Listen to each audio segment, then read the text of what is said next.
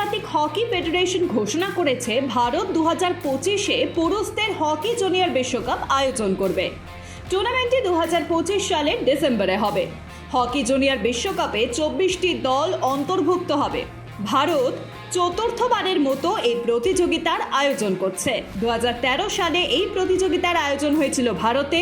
ভারতের hockey president doctor Dilip Tirkey তিনি বলেছেন, আমরা আনন্দিত যে আন্তর্জাতিক hockey federation hockey men's junior বিশ্বকাপ 2025 আয়োজনের জন্য ভারতকে বেছে নিয়েছে। আমরা আন্তর্জাতিক হকি ফেডারেশনকে আমাদের আন্তরিক ধন্যবাদ জানাচ্ছি। ভারতের জাতীয় রাইফেল অ্যাসোসিয়েশন মঙ্গলবার প্যারিস অলিম্পিকের জন্য 15 সদস্যের ভারতীয় রাইফেল এবং পিস্তল স্কোয়াড ঘোষণা করেছে।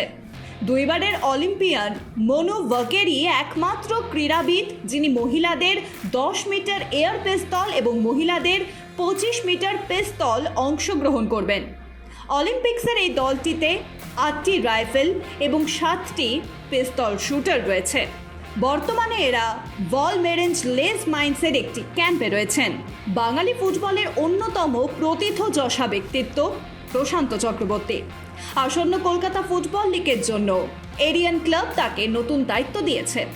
আসন্ন কলকাতা ফুটবল লিগে প্রশান্ত চক্রবর্তী এরিয়ান ক্লাবের টেকনিক্যাল ডিরেক্টর হিসেবে কাজ শুরু করেছেন। ফুটবলারদের টেকনিক সংক্রান্ত সমস্ত বিষয়ে দেখভাল করবেন প্রশান্ত। ক্লাবের ফুটবল সংক্রান্ত উন্নয়নের জন্য এরিয়ান তাকে এই দায়িত্ব দিয়েছে। জুনিয়র ফুটবলারদের নিয়ে কাজ করার যথেষ্ট অভিজ্ঞতা রয়েছে প্রশান্ত চক্রবর্তীর। জুনিয়র ফুটবলের ডেভেলপমেন্টের জন্য প্রশান্ত চক্রবর্তী একজন ভালো প্রশিক্ষক। আইএসএল এর দল ওড়িশা এফসি মঙ্গলবার মিডফিল্ডার রোহিত কুমারকে 2 বছরের চুক্তিতে সই করিয়েছে। রোহিত কুমার বেঙ্গালুরু এফসি থেকে ওড়িশা এফসিতে যোগ দেবেন। 2024-25 মরশুমের আগে ওড়িশার প্রথম গ্রীষ্মকালীন স্বাক্ষর। এই মিডফিল্ডার ক্লাব এবং দেশের বড় সম্মান জিতেছেন, যেমন বেঙ্গালুরু এফসির সাথে ডুরান্ট কাপ, সাফ চ্যাম্পিয়নশিপ, ত্রিদেশীয় সিরিজ এবং ভারতের সাথে ইন্টারকন্টিনেন্টাল কাপ। ওড়িশা এফসিতে যোগদানের বিষয়ে রোহিত বলেছেন, আমার ওড়িশা এফসিতে অংশগ্রহণ হতে পেরে রোমাঞ্চিত এবং উত্তেজিত। কোচের সাথে আমার কথোপকথন খুব ইতিবাচক হয়েছে এবং আমি তার অধীনে কাজ করতে এবং তার কাছ থেকে শেখার অপেক্ষায় রয়েছি। বিশ্বকাপে প্রথম 3 ম্যাচেই জয়ের দেখা পেল অস্ট্রেলিয়া। বুধবার নামিবিয়ার বিপক্ষে জয়ের ফলে দ্বিতীয় দল হিসেবে সুপার 8 নিশ্চিত করল অজিরা। স্যার ভিভ রিচার্ডস ক্রিকেট স্টেডিয়ামে নামিবিয়ার বিরুদ্ধে 9 উইকেটে জয় পেল অস্ট্রেলিয়া। টস হেরে প্রথমে ব্যাট করে মাত্র 72 রানেই শেষ হয়ে যায় নামিবিয়ার ইনিংস। টি-20 বিশ্বকাপে এটা সর্বনিম্ন স্কোর। জবাবে 9 উইকেট হাতে রেখেই জয় পায় অস্ট্রেলিয়া। অস্ট্রেলিয়ার হয়ে সফল বোলার স্পিনার অ্যাডাম জাম্পা 4 ওভারে মাত্র 12 রান করে 4 উইকেট নিয়েছেন অ্যাডাম জাম্পা।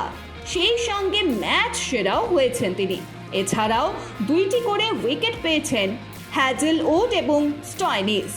প্যাট কামিন্স এবং এলিস পেয়েছেন 1টি করে উইকেট। বুধবার সন্ধ্যায় ছিল বেঙ্গল প্রো টি-20 লিগের উদ্বোধনী অনুষ্ঠান।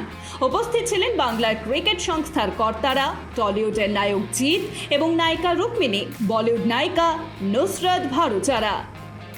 কিন্তু তা সত্ত্বেও অনুষ্ঠান মন ভরাতে পারল না। 60,000-এর ইডেন ছিল দর্শক শূন্য। ক্রিকেটাররাই এই অনুষ্ঠানে ছিলেন। সন্ধ্যায় আলো ঝলমলে উদ্বোধনের শুরুতেই ট্রফি মাঠে নিয়ে আসেন ঝুলন গোস্বামী। সিএবির কর্মচারীদের হাতে স্মারক তুলে দেওয়া হয়। 16টি দলের অধিনায়ক ও ক্রিকেটারেরা ট্রফির সঙ্গে ছবি তোলেন। বলিউড টলিউড তারকাদের উপস্থিতিও ইডেন দর্শক টানতে পারল না। সব মিলিয়ে 30 মিনিট ধরে চলে উদ্বোধনী অনুষ্ঠান। একটা সময় ভারতীয় দলের হয়ে খেলেছেন অনূর্ধ্ব 19টি বিশ্বকাপ। তারপরও ক্রিকেটকে কিছুটা পাশে রেখে আমেরিকাতে গিয়ে চাকরিতে মন দিয়েছিলেন। কিন্তু চাকরি পাশে রেখে আবার ক্রিকেটকে ভালোবেসে ফিরে আসে মাঠে। বিশ্বকাপের শুরুতেই নায়ক। বিশ্বকাপে পাকিস্তানের মতো দলকে বধ করে নায়ক হয়ে গেছেন। এবার বুধবার রোহিত বিরাটদের বল করতে মরিয়া সৌরভ নেত্রাওয়ালকর। সুপার ওভারে মাত্র 13 রানে পাকিস্তানকে আটকে দিয়ে রাতারাতি সুপারস্টার হয়ে গিয়েছেন যুক্তরাষ্ট্রের এই তারকা বোলার। 2010 সালে অনূর্ধ্ব-19 বিশ্বকাপে ভারতের হয়ে খেলেছেন সৌরভ। মুম্বাইয়ের প্রথম শ্রেণীর ক্রিকেটেও পরিচিত নামে সৌরভ অনূর্ধ্ব-15 দলে খেলেছেন সূর্যকুমার যাদবের সঙ্গে। কিন্তু সুযোগ না পেয়ে হতাশায় ক্রিকেট ছেড়ে আমেরিকায় পাড়ি দিয়েছিলেন পড়াশোনা করার জন্য। কম্পিউটার সায়েন্সের মাস্টার ডিগ্রি করার পর ওরাকেলে সফটওয়্যার ইঞ্জিনিয়ার হিসেবে যোগ দেন সৌরভ। বিশ্বকাপের মঞ্চে কাজটা খুবই কঠিন ছিল। এখন সেই কঠিন কাজটা করে তিনি এখন আমেরিকার হয়ে উঠতে চান উপমহাদেশীয় শিশুদের অনুপ্রেরণা।